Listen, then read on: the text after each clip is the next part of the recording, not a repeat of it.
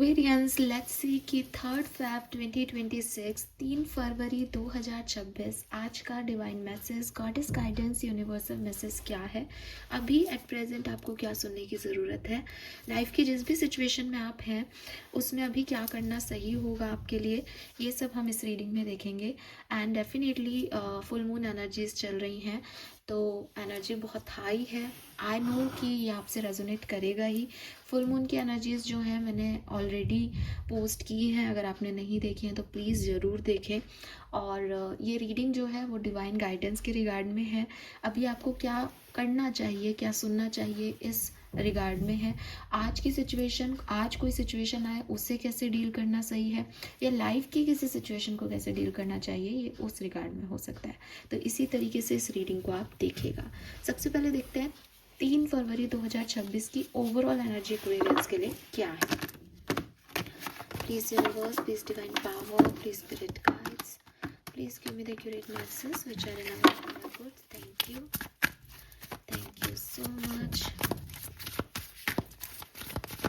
3 फरवरी 2026 overall energy for sun moon Venus rising Aquarians. Thank you so much. Please universe, please divine power, please spirit guides, please my guardian angel, please archangel, please universe, come and guide me for sun moon Venus rising Aquarius. We have third house, communication. मुझे लगता है एक बेहतरीन communication जिसमें ताकत है कि वो आपकी लाइफ में काफ़ी सारे चेंजेस लेके आ सकती है। वो कम्युनिकेशन आपके आज किसी से होने वाली है। किसी खास पर्टिकुलर व्यक्ति के साथ ये कम्युनिकेशन हो सकती है, चाहे ये पर्सनल फील्ड है या प्रोफेशनल फील्ड है। यूनिवर्स के साथ आपका कम्युनिकेशन हो सकता है, किसी गाइड के साथ आपका कम्युनिकेशन हो सकता है। और ये जो कम्युनिकेशन है वो डेफिनेटली आपको आपके पॉइंट ऑफ व्यू में चेंज लेके आए शायद, या फिर इस कम्युनिकेशन के बाद आपकी लाइफ में कोई चेंज आए शायद। लेकिन हाँ, कुछ बदलने वाला है आफ्टर दिस कम्युनिकेशन। अच्छी चीज़ है कि थर्ड हाउस का कार्ड है, और थर्ड हाउस जो है वो बेसिकली कहीं ना कहीं हमारे कॉन्फिडेंस की बात करता है। तो मे बी आप में से काफ़ी लोग जो हैं वो आपकी पर्टिकुलर पावर्स की बात करता है। तो डेफिनेटली आप लोगों में से काफ़ी लोग बहुत अच्छे कम्युनिकेशन फील्ड में हो सकते हैं, टीचर, काउंसलर। तो अगर आप ऐसे फील्ड से जुड़े हुए हैं तो आपका कम्युनिकेशन बहुत अच्छा रहेगा। लोगों को आप अपने कम्युनिकेशन से इम्प्रेस कर पाएंगे और काम आपके आगे बढ़ेंगे। एक प्रॉफिट मिल सकता है आपको अपने बोलने के वजह से, अच्छा बोलने की वजह से। किसी के साथ आपकी अनबन चल रही थी तो वहाँ पे भी जो है सिचुएशंस चेंज हो सकती हैं अगर आप एक अच्छा कम्युनिकेशन करते हो तो सामने वाले से। एंड कहीं आपकी बात कही हुई सच हो सकती है, तो उससे आपके ऊपर लोगों का बिलीव बढ़ सकता है, आपकी जुबान की वैल्यू हो सकती है। एंड आप में से काफ़ी लोग किसी से कोई गाइडेंस ले सकते हैं। मे बी आप कोई टैरो रीडिंग लें, किसी से पर्सनल रीडिंग्स लें, या कुछ इस तरीके के गाइडेंस आप ले सकते हैं एस्ट्रोलॉजी से रिलेटेड, जिससे आपकी लाइफ जो है वो चेंज हो जाए। ठीक है। और या फिर कोई जनरल गाइडेंस भी हो सकता है कि किसी से आपने अपनी प्रॉब्लम शेयर की और उससे आप गाइडेंस ले रहे हो, ये इस तरीके से भी हो सकता है। बट ये कोई छोटी मोटी कम्युनिकेशन नहीं है। इस कम्युनिकेशन के बाद लाइफ चेंज हो रही है आपकी। ठीक है। और जहाँ से मैं देख रही हूँ, सबके लिए तो नहीं कहूँगी, लेकिन अच्छी पॉजिटिवली चेंज हो रही है। ठीक है। लेट्स सी एक्वेरियस की गाइडेंस क्या है। तो एक गाइडेंस तो देखो, कम्युनिकेशन से मुझे यही लगता है कि अपने कम्युनिकेशन स्किल पे ध्यान देना। जहाँ बातों से कुछ अच्छा हो सकता है वहीं बातों से कुछ बुरा भी हो सकता है। तो कम्युनिकेशन पे फोकस रखें, किससे क्या बात कर रहे हो, कैसे बात कर रहे हो, इस चीज़ पे आज का आपका फोकस होना चाहिए। Guidance for Aquarians, we have mural, one more please, we have protest, bottom energy है garden, something lovely will grow from this. So वही मैंने आपको कहा कि जो ये कम्युनिकेशन है इससे कुछ ना कुछ बेहतर ही हो रहा है, लेकिन फिर भी बेहतर हो उसके लिए आपको अपने कम्युनिकेशन पे थोड़ा फोकस भी रख लेना चाहिए। ऑल राइट, स्पिरिट गाइड का message for Aquarius, thank you. 3 फरवरी 2026 Aquarians. Okay, we got 2 cards, तो I will take this and आपके शैडो साइड से भी एक कार्ड लूँगी मैं, फिर हम एक साथ बात करेंगे। Message for Aquarius, thank you.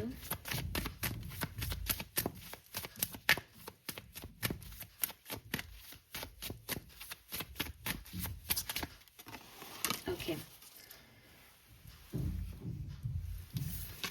सो यहाँ कार्ड है डिसेप्शन और स्पिरिट गाइड के मैसेजेस मैं आपके लिए सबसे पहले पढ़ूंगी। हाँ, don't allow negative emotion to fester. If you are feeling frustrated, angry और hurt, for example, just acknowledge that instead of fighting your feeling, go with them and work with them, then true healing can really begin. Look past what you feel are your incapabilities. Instead, focus on everything you have achieved so far. It is okay to acknowledge your weaknesses, but keep in mind that they don't define you. Your strength and your beautiful soul are clear for all to see. Okay, protest and mural. So Aquarius, अभी आपको क्या सुनने की ज़रूरत है? सबसे पहला जो मैसेज मुझे आपके लिए आ रहा है वो है कि आपको एक ऑनेस्टी की रिक्वायरमेंट है, ठीक है। अब आप कहोगे कि मैम हम तो ऑनेस्ट हैं, या हमें पता है कि हम क्या कर रहे हैं, लेकिन यहाँ पे जिस तरीके के मैसेज आ रहे हैं, एक बार फिर से ध्यान देने की ज़रूरत है एक्वेरियंस आपको अपने ऊपर। कहीं हम किसी दिखावे में या किसी छलावे में या किसी इल्यूजन में तो नहीं जी रहे, ठीक है। And I am not saying that कि ये हम जान के कर रहे हैं ताकि हमें अच्छा लगे, ठीक है। लेकिन जिस तरीके के कार्ड्स यहाँ पे आ रहे हैं वहाँ पे मैसेज यही है दैट शायद आप अपने आप से कोई झूठ बोल रहे हो, शायद कहीं ना कहीं कुछ चीज़ मिस हो रही है, चाहे जानने में चाहे अनजाने में, वो आपका अलग अलग हो सकता है अपना अपना।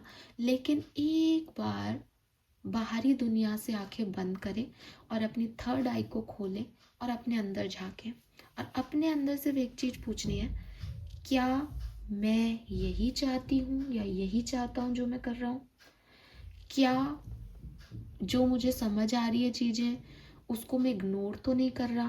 कहीं ऐसा तो नहीं है कि मेरे इंस्टिंक्ट मुझे कुछ और कह रहे हैं लेकिन मैं अपनी ऊपर से एक बात लेके आ रहा हूँ या लेके आ रही हूँ जिससे कि फिर मुझे लग रहा है नहीं नहीं ये ऐसा नहीं, ये ऐसा है।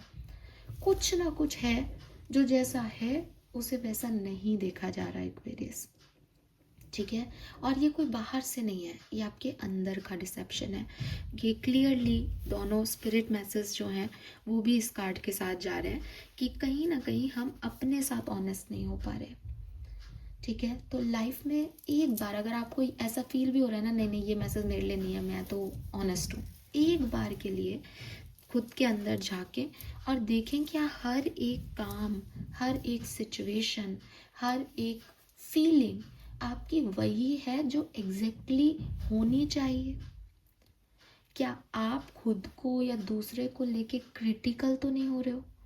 कहीं आप ऐसा तो नहीं कह रहे हो कि नहीं मैं एक बहुत अच्छा इंसान हूँ लेकिन मुझे ये व्यक्ति इतना ख़राब लगता है ना, इसके साथ बुरा, लेकिन मैं तो बहुत अच्छा हूँ, चलो चलो ऐसा नहीं हो ऐसा नहीं हो। तो अब आपकी रियल फीलिंग क्या है? ऐसा हो या ऐसा नहीं हो? आप अच्छे हो या आप एक्चुअली में अच्छे नहीं हो? तो यूनिवर्स आपको थोड़ा सा ध्यान देने की कोशिश कर रहा है कि आप गलत नहीं हो, लेकिन कभी कभी नेगेटिविटी हम पे इतनी हावी हो जाती है या आउटर सर्कमस्टेंसेस ऐसे हो जाते हैं कि हम बहुत ज़्यादा खो जाते हैं बाहरी लोगों में। कौन झूठ बोल रहा है, कौन सही कर रहा है, इन सब चीज़ों में हम जिससे दूर हो रहे हैं वो है हम अपने आत्मा से, अपनी सोल से। कभी कभी हमें रह रह के ख्याल आता है कि यार नेगेटिव थॉट्स आ रहे हैं दिमाग में, इस व्यक्ति का मैं क्यों बुरा चाह रहा हूँ या बुरा चाह रही हूँ, होगा जो देखा जाएगा, मैंने सरेंडर कर दिया। फिर एक ही सेकंड में हम कहते हैं नहीं नहीं मुझे कोई गलत थॉट नहीं आ रहे, मैंने तो भगवान को सरेंडर कर रखा है। लेकिन हमें आए थे वो थॉट, हमने उसको पर्दा कर दिया, हमने उसको देखा ही नहीं, हमने ध्यान ही नहीं दिया उस थॉट प्रोसेस पे। या फिर किसी और के लिए छोड़ो, हम अपने आप को गिल्टी कॉन्शियस करते रहते हैं, मैं ही खराब हूँ यार, नहीं नहीं नहीं नहीं, ऐसे नहीं, ऐसे कॉन्फिडेंस रखो, कॉन्फिडेंस रखो, किसी ने कहा है पॉजिटिव बोलो, no no I am perfect, I am perfect. लेकिन असली थॉट क्या है, आत्मा ने क्या सुना, मैं ही खराब हूँ।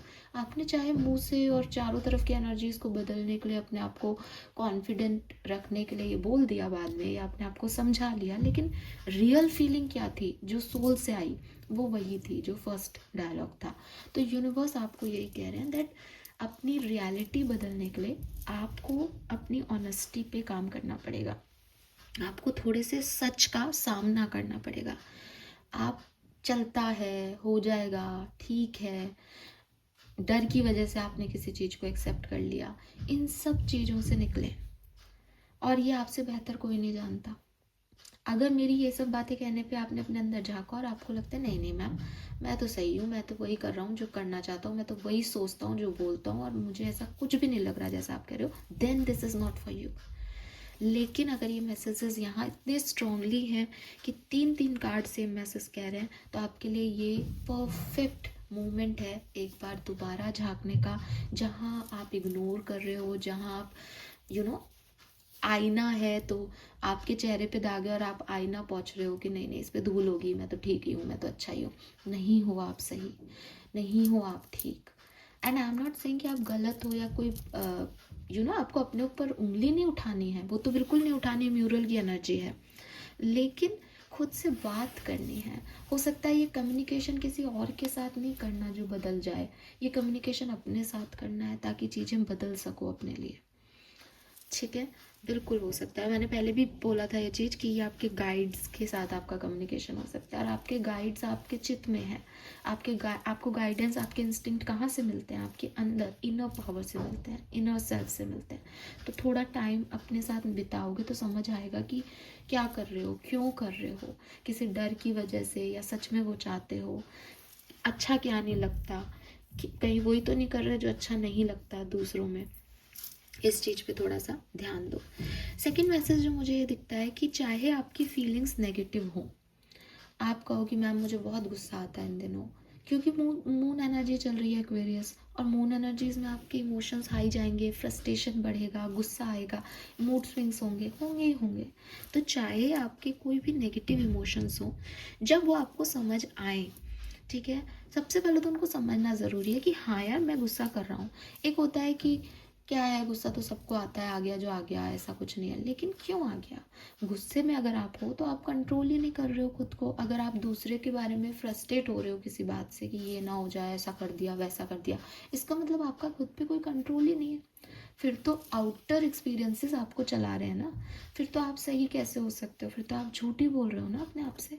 तो यूनिवर्स आपको यही कह रहे हैं कि सबसे पहले तो इस फीलिंग को एक्नॉलेज करें कि ये आ रही है यार, ये नेगेटिव इमोशंस हाई हो रहे हैं, कोई नेगेटिव एनर्जी के कांटेक्ट में हूँ मैं, या मैं बहुत नेगेटिव हो रहा हूँ इन दिनों, मैं कैसे खुद को क्लेंस करूँ, कैसे रिलीज़ करूँ। फुल मून का टाइम चल रहा है, रिलीजिंग हो सकती है, तो पहले तो उसे एक्नॉलेज करो। उसके बाद उससे फाइट करने की ज़रूरत नहीं है कि कैसे मुझे गुस्सा आ गया, मैं कितना बुरा हूँ, या क्रिटिकल होने की ज़रूरत नहीं है। जब आप उसको समझोगे कि वो क्यों आ रही है, तो अपनी ट्रू हीलिंग कर पाओगे कि ऐसा क्या रह गया मेरे मन में, कौन सा गिल्ट है मेरे मन में, कौन सी वीकनेसेस देख रहा हूँ मैं और अपनी स्ट्रेंथ नहीं देख रहा, जो हम दिखावे में बोल रहे हैं ना ऊपरी लेवल पे कि नहीं नहीं ऐसा नहीं, हम कॉन्फिडेंट हैं। ये अंदर से फील तब होगा जब आप उस फीलिंग को एक्नॉलेज करोगे कि क्या आई। लेकिन हम जनरली क्या करते हैं, अरे यार फिर मैंने गुस्सा किया, मुझे गुस्सा करना ही नहीं था, यही तो मेरी गलती है ना, मैं बस बार बार गुस्सा करता हूँ। तो ये चीज़ क्या है, ये चीज़ ऊपरी लेवल पे चली, अंदर तो वो गुस्सा पल रहा है ना, हीलिंग कैसे आएगी। लेकिन अगर मैं आपको कहूँ कि देखो कि गुस्सा क्यों आता है, क्या प्रॉब्लम है गुस्से आने की, क्या हमको कोई बात बुरी लगती है, क्या ट्रिगर पॉइंट्स है हमारे, क्या हमको अफेक्ट करता है सबसे ज़्यादा, फिर हम बैठेंगे, थोड़ा सा रोएंगे, थोड़ी सी अपनी आप को जो है तवज्जो देंगे, वैल्यू करेंगे कि यार तू इतना भी गलत नहीं है या गलत नहीं थी, है ना, ये चीज़ें तेरे को डिस्टर्ब करती हैं क्योंकि तेरे साथ ऐसा हुआ है। तो उस पर्टिकुलर सिचुएशन की हीलिंग होगी, वहाँ आपको कुछ समझ आएगा कि अच्छा चल नेक्स्ट टाइम से अब हो गया जो हो गया, निकले अपन इससे। तो वहाँ आपने उस फीलिंग को सिंपैथी दी, उस फीलिंग को निकाला वहाँ से, जड़ से देखा उस फीलिंग को कि वो वहाँ क्यों है, क्योंकि हर इमोशन का कोई ना कोई कारण है आपकी ज़िंदगी में।